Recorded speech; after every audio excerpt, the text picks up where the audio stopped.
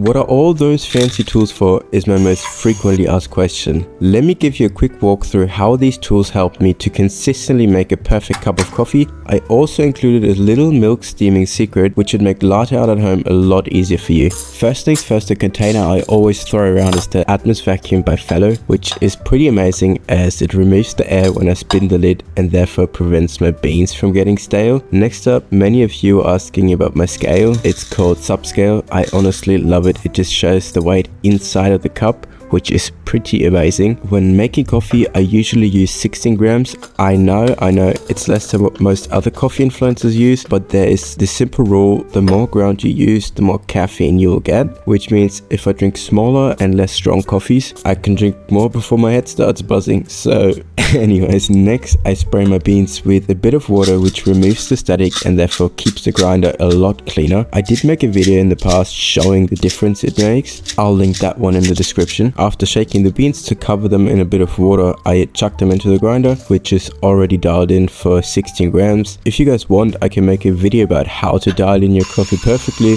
Just let me know in the comments. I usually leave my portafilter in the brew pad while the machine is heating up, just to make sure I get a perfect extraction, as it can make your coffee a bit sour if you let it run into a cold portafilter. To keep my grinder clean, I usually pump out the coffee ground that's stuck in it, which also makes sure I still have 16 grams. I think you all can see I like it nice and tidy, so I usually use a dosing funnel just to keep the ground in place while I use my WDT tool. This one is just to distribute the ground evenly inside of my portafilter. Following that, I use another distributing tool, which some of you asked, is that even necessary? And let me show you something. Even though I distributed the ground with the WDT tool, when I knock the portafilter on the table, as you can see, there's some areas where the ground is uneven, so I just use this tool to make it 100% flat. When that is done, I use my spring-loaded temper, which is a must-have for every beginner out there, because it automatically makes sure that your temp is level, which is the key to a perfect espresso. And then, because I don't like cleaning my coffee machine all the time, I use this puck screen, which protects my brew pad and keeps my machine clean. I know, I need to upgrade my scale, so don't come for me.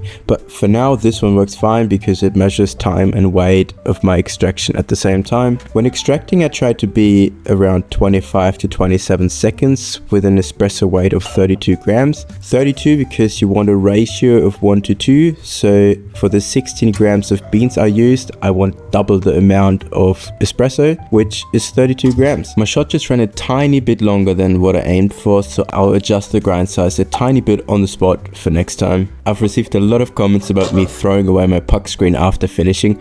No, I don't throw them out. They're just too hot to touch, so I'll let them cool down before I take them out and clean them for next time, even though I did have to take them out of the bin once or twice. Then I quickly backflush my machine and clean my portafilter just so that it's ready to go for next time.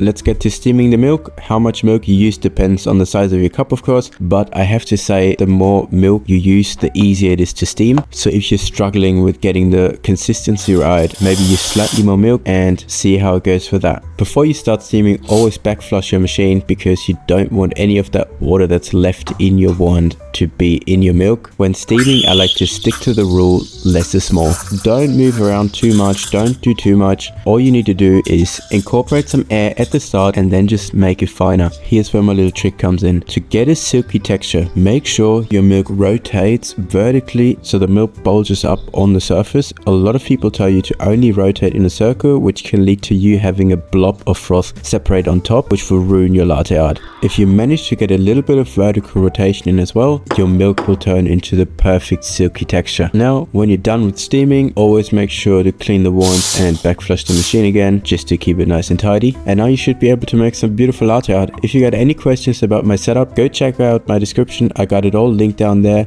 Don't forget to subscribe, and I'll see you guys later.